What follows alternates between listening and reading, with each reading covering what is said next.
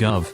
Christie laughs and holds hands with Trump at the White House, while his former aides are sentenced to prison for the Bridgegate scandal. While New Jersey Governor Christie laughed and held hands with President Trump in a meeting at the White House on Wednesday, two of his former aides were sentenced to serious prison time for their roles in the Bridgegate scandal. Bill Baroni, 45, and Bridget Kelly, 44, were sentenced to 2 years and 18 months in prison respectively at the federal courthouse in Newark. They must also complete 500 hours of community service. Kelly, the governor's deputy chief of staff, and Baroni, his appointee at the Port Authority, were found guilty on all counts against them in November, including wire fraud, conspiracy and misusing the nation's busiest bridge for improper purposes. They had both asked the judge for a probation instead of jail time. The two conspired to slow traffic on the GW Bridge in September 2013, to get back at the mayor of Fort Lee, New Jersey for refusing to endorse Christie in his re-election. "I let a lot of people down who believed in me and relied on me. Most of all, I let Markso College down. That was my choice and my responsibility. And I made the wrong choice," Baroni told U.S. Judge Susan Wigginton before she sentenced him. "I was wrong and I am truly sorry, and I've waited 3 years to say that." Wigginton said Baroni misled a state legislative committee when he said the traffic study was legitimate, and later misled the jury at his trial with the same contention. "It was completely intended to wreak havoc," she said. "It only served a punitive purpose. You clearly knew, and know today, that it was not legitimate." Kelly, who sent the infamous "time for some traffic problems in Fort Lee" email, wiped her eyes with a tissue when she was sentenced after Baroni and apologized, saying she never intended to cause harm. "I accept responsibility for the tone of my emails and texts," she said. "My emails and texts were disrespectful and I am absolutely embarrassed by them. They don't reflect who I am." The government's star witness, David Wildstein, testified that he and the co-defendants plotted to cause gridlock to retaliate against the Democratic mayor of nearby Fort Lee for not endorsing Christie's re-election.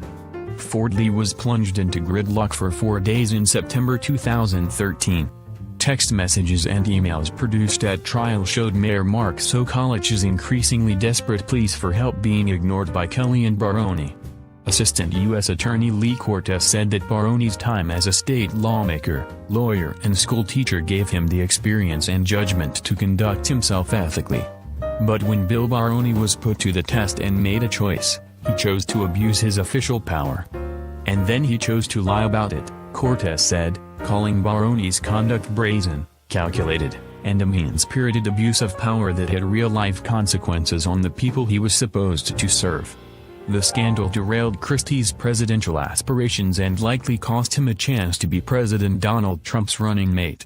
While the sentencing was happening Wednesday, Christie was at the White House to launch a drug addiction task force. Questions remain over when, and how much, Christie knew about the plan to realign access lanes from Fort Lee to the bridge's upper level. The bi-level bridge is considered the busiest in the country. At the time of the traffic jams, Kelly was Christie's deputy chief of staff and Baroni was his appointee to the Port Authority, overseeing Wildstein as deputy executive director. Baroni testified that Wildstein was viewed as Christie's enforcer, and several Port Authority officials testified that he was almost universally disliked at the agency. Wildstein, a former political blogger and classmate of Christie's, was hired as the director of interstate capital projects at the powerful Port Authority of New York and New Jersey, which operates the bridge.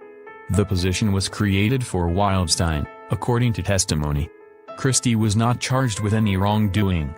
But his version of events, that he was not aware that anyone in his office was involved until months after the fact, was contradicted by testimony from Baroni, Kelly and Wildstein. In addition to focusing on dozens of text messages and emails exchanged between the co-conspirators, including Kelly's infamous "time for some traffic problems in Fort Lee" email, testimony at the trial painted an unflattering portrait of the Christie administration's modus operandi. Christie was described as cursing and throwing a water bottle at Kelly over an apparently innocent question and another time leaving a profane and threatening voicemail for a county officeholder who had angered him. Wildstein testified that Christie's subordinates used the Port Authority, the B-state agency that oversees huge chunks of New York's transportation and commerce infrastructure, as a source of political favors for Democratic politicians whose endorsements he sought. On Wednesday, the White House announced that Christie would be leading a new task force to combat the country's opiate addiction epidemic.